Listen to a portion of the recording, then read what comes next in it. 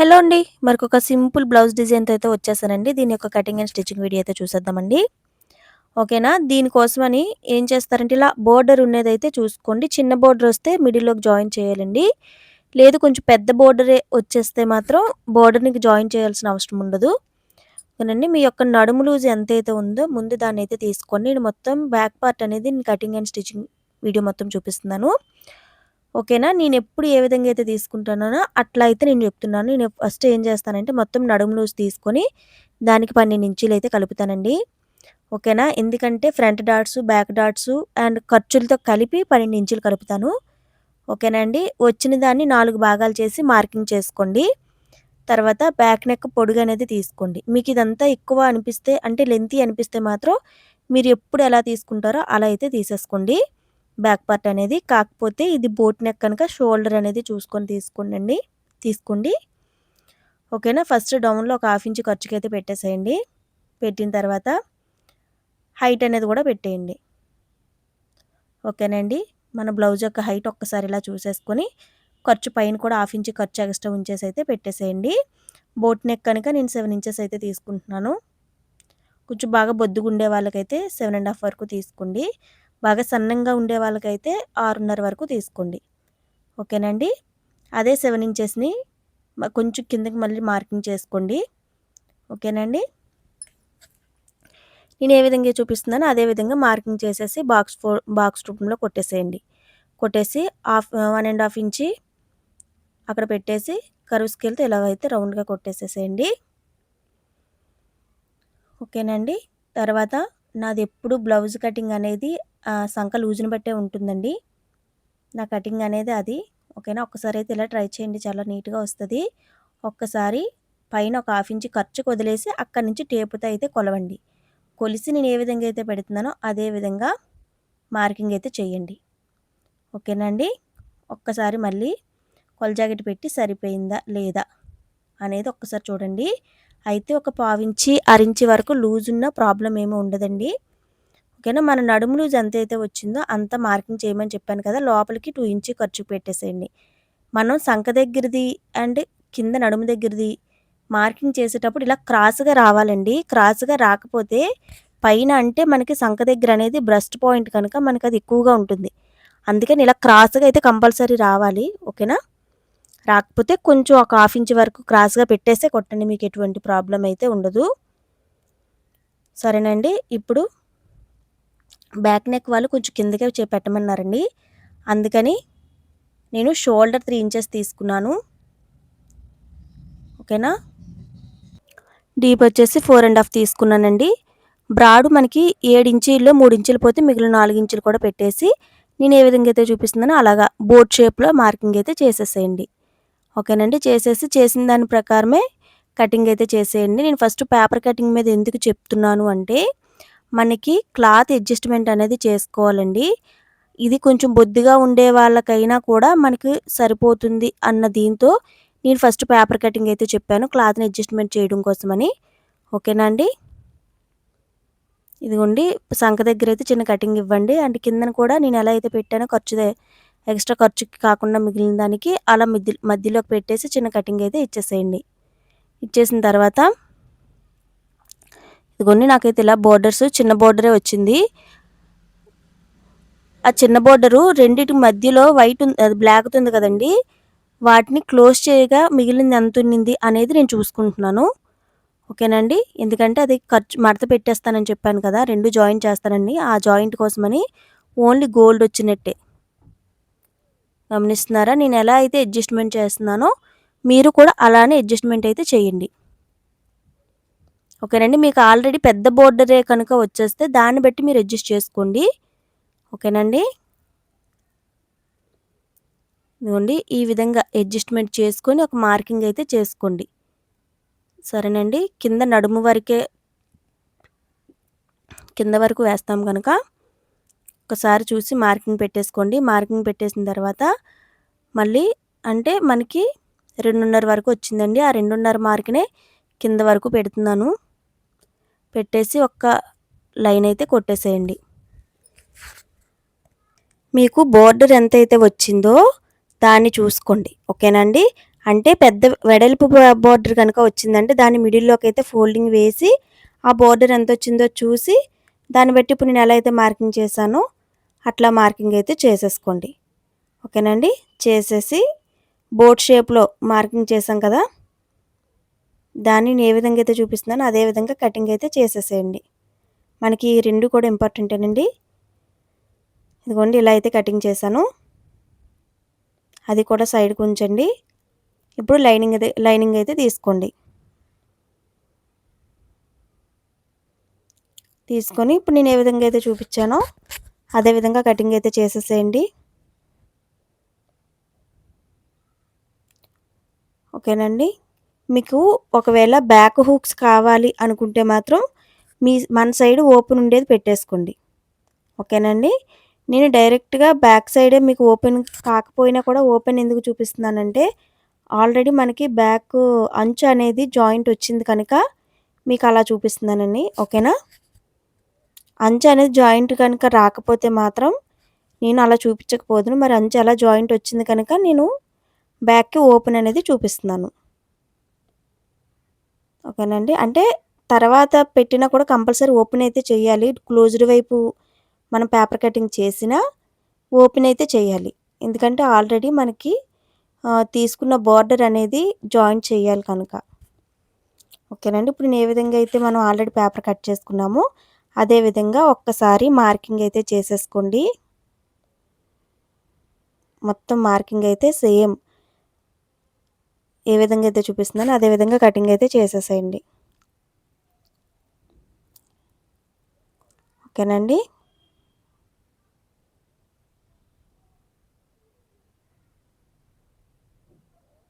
Cutting చేసిన దాని ప్రకారం అయితే కట్ చేసేయండి. ఒక్కసారి తెలియడం కోసమని ఒక్కొక్కసారి లైన్ అయితే కొట్టాను. సేమ్ ఎలా అయితే చూపిస్తున్నానో అదేవిధంగా ఓకేనండి. మార్కింగ్ చేసిన దాని ప్రకారం అయితే కటింగ్ చేసేసేయండి. మీకు లైనింగ్ అండ్ మెయిన్ క్లాత్ కూడా సేవ్ అవుతుందండి. కొన్ని ట్రిక్స్ అనేవి మనకు తెలియాలి. అంటే ఇప్పుడు చిన్న జాకెట్ అనుకోండి మనం అడ్జస్ట్ చేసేస్తాం ఎలా అయినా. కానీ పెద్ద జాకెట్కి కూడా అడ్జస్ట్ చేసే విధంగా మనం స్టిచ్చింగ్ అనేది నేర్చుకోవాలి. ఓకేనండి. బొటిక్కుల్లో ఎన్ని బ్లౌజెస్ ఉన్నా కూడా ఇలాంటి ట్రిక్స్ అనేవి చాలా బాగా యూజ్ చేస్తారండి. అందుకని మీకు కూడా చాలా వివరంగా అయితే చెప్తున్నాను. ఓకేనండి. సంక దగ్గర కూడా చిన్న కటింగ్ అయితే పెట్టేసేయండి. పెట్టేసిన తర్వాత ఒక్కసారి కింద డాట్కి అనేది ఎక్కడ వరకు మార్కింగ్ వస్తే నేను ఇందాక చేయలేదండి. అందుకోసమని మళ్ళీ డాట్ కోసం కూడా ఒకసారి మార్కింగ్ చేసేసి కటింగ్ అయితే చేసేస్తున్నాను. ఓకేనండి.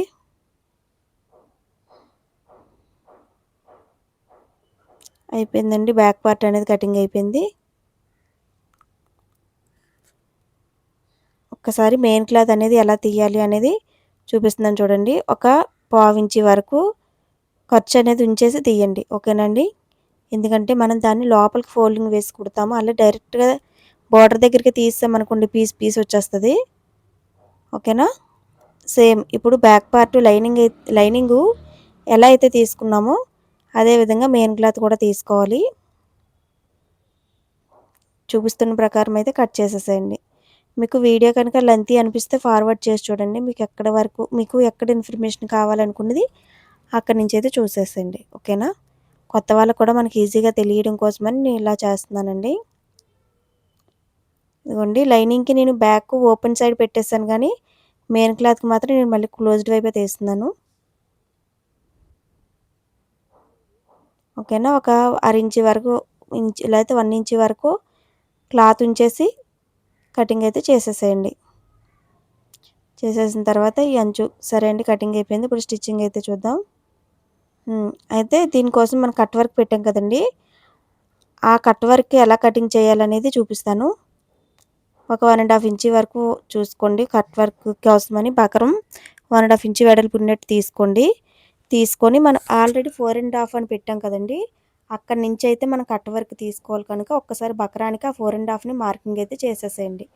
మార్కింగ్ చేసేసి కింద వరకు మన నడుము ఎంతవరకు హైట్ ఉందో అంతవరకు చివరి వరకు కూడా అంతే హైట్ ఉండేటట్టుగా బక్రాన్ని అయితే తీసుకోండి 2. ఓకేనా? తీసుకొని ఒక్కసారి లెవెల్‌లో ఉందా లేదో ఒక్కసారి మార్కింగ్ అయితే చేసేసేయండి. సరేనండి. మార్కింగ్ చేసేసి ఎక్స్ట్రా ఏమైనా ఉంటే కటింగ్ అయితే చేసేసేయండి.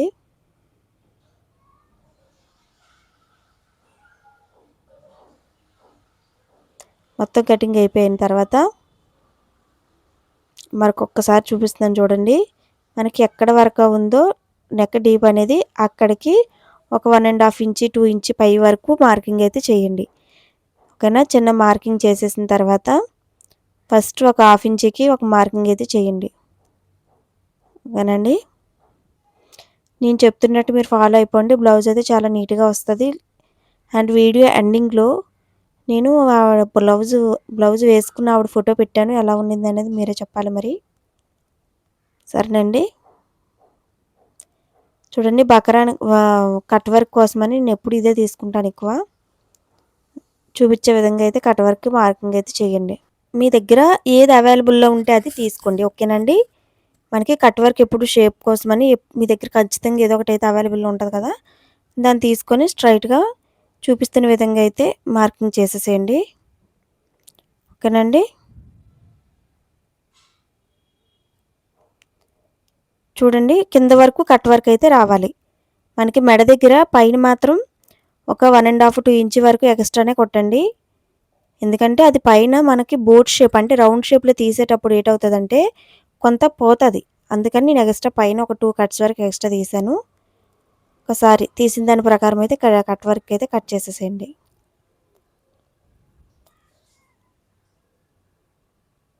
నేను ఎలా అయితే చూపిస్తున్నానో అలానే కట్ వర్క్ కూడా ఫాలో అయిపోండి. కటింగ్ అనేది.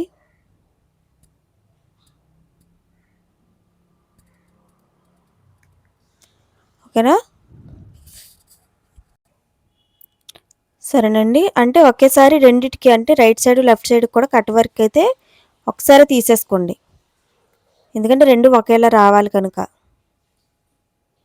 కట్ వర్క్ కట్ చేసేటప్పుడు కొంచెం జాగ్రత్తగా చూసుకొని ఆ కోనీల దగ్గర కట్ చేసుకోండి. ఈ విధంగా మొత్తం అయితే కట్ చేసేయండి కట్ వర్క్ మొత్తం. సరేనండి. అయిపోయింది. ఇది మొత్తం కట్ చేసేసాను. దీనికి సరేనండి. ఇప్పుడు కటింగ్ మొత్తం అయితే అయిపోయింది. స్టిచ్చింగ్‌లోకి వెళ్దాము. ఇలా అయితే వస్తుందండి. ఆ బోర్డరు అయన్నీ జాగ్రత్తగా చూసుకొని అడ్జస్ట్ అయితే చేయండి. ఎందుకంటే 2 సైడ్స్ బోర్డర్ వస్తేనే మనకి మోడల్‌కి అవుతుందండి. ఒక బోర్డర్‌ని హ్యాండ్స్‌కి పెట్టినా మరొక బోర్డర్‌ని ఈ విధంగా చూసుకొని అడ్జస్ట్‌మెంట్ చేసుకొని మనం కుట్టాలి కనుక. ఓకేనా?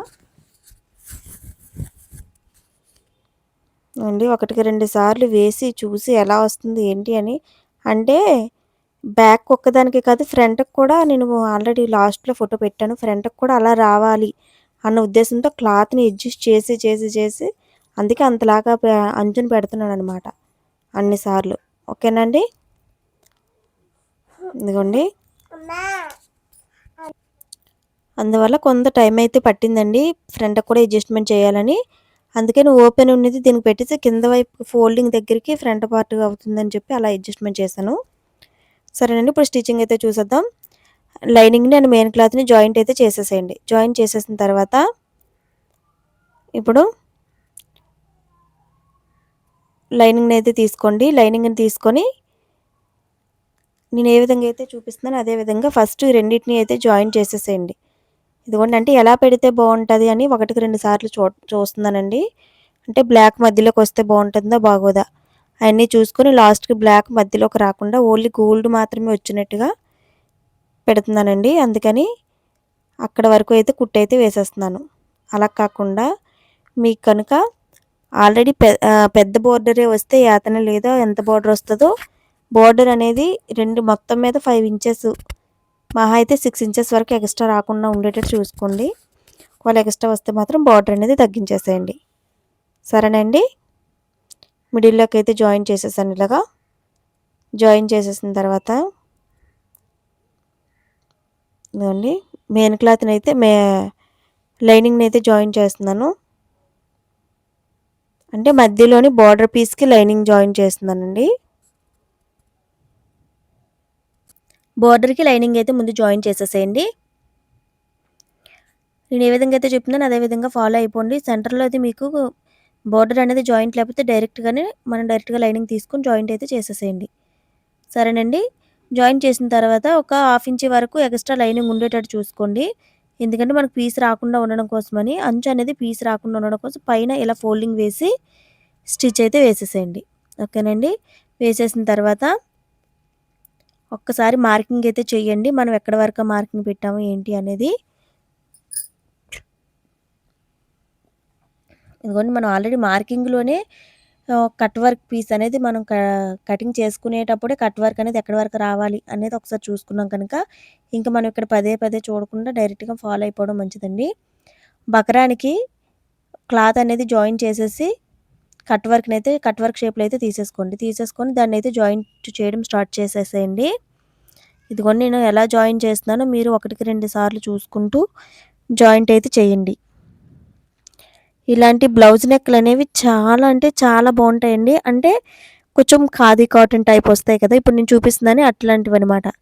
లాస్ట్‌లో రిఫరెన్స్ పిక్ అయితే యాడ్ చేశాను. అలాంటి శారీస్‌కి మనం ఇలా కుట్టుకుంటే చాలా బావుంటదండి. చాలా అఫీషియల్ లుక్ వస్తది. ఓకేనా? ఆ కట్ వర్క్ షేప్‌లోని ఇటు అటు కూడా మొత్తంగా జాయింట్ అయితే చేసేసేయండి. ఇలాంటి మంచి మంచి వీడియోలు ఛానల్‌లో చాలా అప్‌లోడ్ చేస్తున్నానండి. ఇప్పటివరకు ఎవరైనా చూడకపోతే ఒకసారి ఛానల్ విజిట్ చేసి ఒకసారి చూసేసేయండి. అండ్ నేను చెప్పే విధానము మీకు క్లియర్‌గా అర్థమైనట్లయితేనే ఛానల్ ఇప్పటివరకు ఎవరైనా సబ్స్క్రైబ్ చేసుకోకపోతే సబ్స్క్రైబ్ చేసుకోండి. అండ్ మీ ఫ్రెండ్స్‌లో ఎవరైనా టైలర్స్ ఉన్నా, లేదంటే మీరు ఎవరి దగ్గరైనా ఇలాంటి మోడల్ కుట్టించుకోవాలనుకున్నా ఒక్కసారి వాళ్ళకైతే షేర్ చేసేసేయండి. అండ్ లైక్ కూడా వేసుకోండి. ఓకేనండి. కట్ వర్క్ మొత్తాన్ని ఒకసారి ముందు జాయిన్ చేసేసాక మరొకసారి డబుల్ స్టిచ్ అయితే వేసుకొనొచ్చేయండి. ఎందుకు అంటే డబుల్ స్టిచ్‌లో మనకేమైనా ఫస్ట్ స్టిచ్ వేసేటప్పుడు ఏమైనా చిన్న చిన్న లోటుపాట్లుంటే డబుల్ స్టిచ్ వేసేటప్పుడు వాటిని కవర్ చేస్తూ డబుల్ స్టిచ్ అయితే వేసేసేయండి. వేసేసి ఆ కట్స్ అనేవి నేను ఎలా పెడుతున్నానో మీరు కూడా అలాగే కటింగ్స్ అయితే పెట్టేసేయండి. పెట్టేసి రివర్స్ తిప్పండి. అంటే నేను బకరానికి వైట్ క్లాత్ జాయిన్ చేశానండి. దగ్గరలో క్లాత్ లేక వైట్ క్లాత్ జాయిన్ చేశాను. అందుకే మీకు అలా తెలుస్తుంది. బక్రాన్నే ఓన్లీ జాయింట్ చేసినట్టు ఉంటుంది గానీ, బక్రం ఓన్లీ జాయింట్ చేయకూడదండి. దానికి లైనింగ్‌కి కలిపి జాయింట్ చేయాలి. ఓకేనా? ఎక్కడైనా దారాలనేవి ఇబ్బంది పెడితే వాటిని చిన్న చిన్న కటింగ్ చేసి రౌండ్‌గా అయితే తిప్పేయండి కట్ వర్క్‌ని. గమనించారా? నేను ఎలా అయితే తిప్పుతున్నానో, అడ్జస్ట్ చేస్తున్నానో మీరు కూడా అలానే తిప్పండి. 2 సైడ్స్ కూడా అలానే చేయండి. అండ్ రౌండ్ ఎక్కడైనా తిరగకపోతే మాత్రం సూదిగా ఉండేది ఏదైనా తీసుకొని దాన్ని ఇలా రౌండ్‌గా అంటే ఆటోమేటిక్‌గా మనం ఎక్కడి వరకు అయితే కుట్టు వేసామో అక్కడి వరకు కుట్టు అనేది తేలిపోతుందనమాట. చూసారా కట్ వర్క్ అనేది ఎలా వచ్చిందో? ఇప్పుడు జాయింట్ అయితే ఎలా చేయాలి ఏంటి అనేది ఒకసారి చూపిస్తున్నాను చూసేసేయండి. కింద నుంచి అయితే జాయింట్ చేయండి. సరేనండి. ఆ బ్లాక్‌ది అంచు ఉంచాం కదండీ! బ్లాక్‌ది దాని మీద అయితే జాయింట్ చేసుకొని రండి క్లియర్‌గా. ఇదిగోండి నేను కింద నుంచే జాయింట్ చేసుకొని వస్తున్నాను. జస్ట్ ఆ కట్ వరకునే జాయిన్ చేసేస్తే అయిపోతుంది. ఇదిగోండి.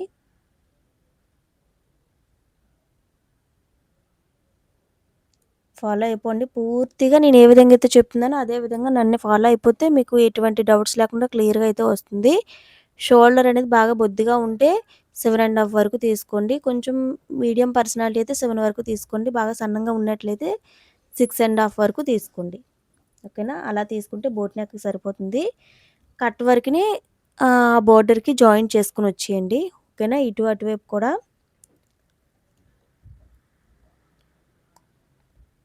మీకు తెలియాలి అన్న ఉద్దేశంతో నేను క్లియర్‌గా కట్ వర్క్ జాయింట్ కూడా ఎలా అనేది చూపిస్తున్నాను. ఒకసారి చూడండి.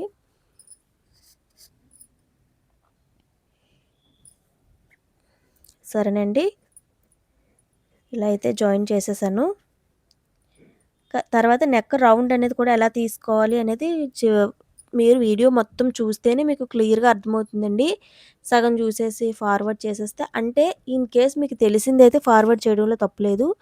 కొత్తగా నేర్చుకునే సిస్టర్స్ మీకోసమే నేను చెప్తున్నది. ఇన్ కేస్ మీరు ఎక్కడైనా డౌట్స్ రావచ్చు. అందుకని ఏం చేస్తారంటే మధ్య మధ్యలో ఫార్వర్డ్ చేసేయకుండా పూర్తిగా నాకిది తెలుసు అని కాన్ఫిడెంట్ ఉంటే పక్కాగా ఫార్వర్డ్ అయితే చేసేసేయండి. ఎందుకంటే ఆ సోదంతా చూడలేనన్న ఫీలింగ్ అయితే వస్తది. అందుకని ఓకేనా? ఇన్ కేస్ గాని మీకు మొత్తం డీటెయిల్డ్‌గా కావాలి అంటే వీడియో మొత్తం చూస్తేనే మీకు డీటెయిల్డ్ అయితే తెలుస్తుంది. నేను ఏ విధంగా అయితే చూపిస్తున్నానో అదే విధంగా సెకండ్ వైపు కూడా డబుల్ స్టిచ్ అయితే వేసుకొని వచ్చేసేయండి కట్ వర్క్‌కి. వీడియో అయితే ఎండింగ్‌కి వచ్చేస్తుందండి. ఫ్రంట్‌కి ఎలా కుట్టాను అనేది వీడియో ఎండింగ్‌లో ఉంటది. ఒకసారి చూడండి. సరేనండి. ఇప్పుడు ఆల్రెడీ మనం షోల్డర్ దగ్గర 3 ఇంచెస్ పెట్టాం కదా! ఒకసారి ఆ 3 ఇంచెస్‌ని కొలవండి. అదేవిధంగా డీప్‌ని 5 ఇంచెస్ అనుకున్నాం కదా! ఆ 5 ఇంచెస్‌ని కూడా కొలవండి. ఓకేనా? కొలిచేసి సారీ అండి 4 ½ ఇంచెస్, నేను 5 ఇంచెస్ అని చెప్పాను. 4 ½ సరేనండి. ఒక్కసారి మార్కింగ్ చేసుకునేటప్పుడు ఎలా మార్కింగ్ చేస్తున్నాను ఏంటి అనేది గమనించండి. ఇదిగోండి ఈ విధంగా అయితే మార్కింగ్ చేసేసేయండి. అంటే మొత్తం 7 ఇంచెస్‌లో 7 ఇంచీల్లో 3 ఇంచీలు ఇటువైపుకి తీసేస్తే అటువైపుకి మిగిలిన 4 ఇంచీని ఒకసారి కొలిచేసి మార్కింగ్ అయితే చేయండి. మార్కింగ్ చేసి ఇలా రౌండ్‌గా అయితే స్కేల్‌తో కొట్టేసేయండి బోట్ షేప్‌లో. సరేనండి. బోట్ షేప్‌లో ఇలా రౌండ్‌గా కొట్టేసి కటింగ్ అయితే చేసేసేయండి. 2 కూడా ఒకేసారి అంటే ఇన్ కేస్ మీరు బ్యాక్ హుక్స్ పెట్టుకున్నా కూడా అది ఇది కూడా అంటే అటు సైడ్‌ది రైట్ సైడ్‌ది, లెఫ్ట్ సైడ్‌ది కూడా ఒకేసారి కట్ చేయండి. అలా అయితే మనకి షేప్ అనేది కరెక్ట్‌గా వస్తుంది. చూసారా ఎంత నీట్‌గా అయితే వచ్చిందో. ఓకేనండి. దీనికి మనం నెక్‌ని మామూలుగా చేతి పనికి ఎలా అయితే తిప్పుతామో ప్లెయిన్ బ్లౌజెస్‌కి అలా అయితే నెక్ తిప్పేసానండి. క్రాస్‌గా ఉండి ఒక 2 పీసెస్ వరకు తీసుకోండి. తీసుకొని ఫస్ట్ దాన్నైతే జాయిన్ చేసుకొని రండి. మనం తీసుకున్న పీస్‌ని ఫస్ట్ జాయిన్ చేసుకొని వచ్చేసేయండి. సరేనండి. ఒక పావు ఇంచు లేదా హాఫ్ ఇంచు వెడల్పుతో జాయిన్ చేసుకొని వచ్చేయండి. ఈ బ్లౌజ్ కుట్టించుకున్న ఆవిడైతే చాలా హ్యాపీగా ఫీల్ అయ్యారండి. చాలా ఫిట్టింగ్ అనేది పర్ఫెక్ట్‌గా వచ్చింది అని.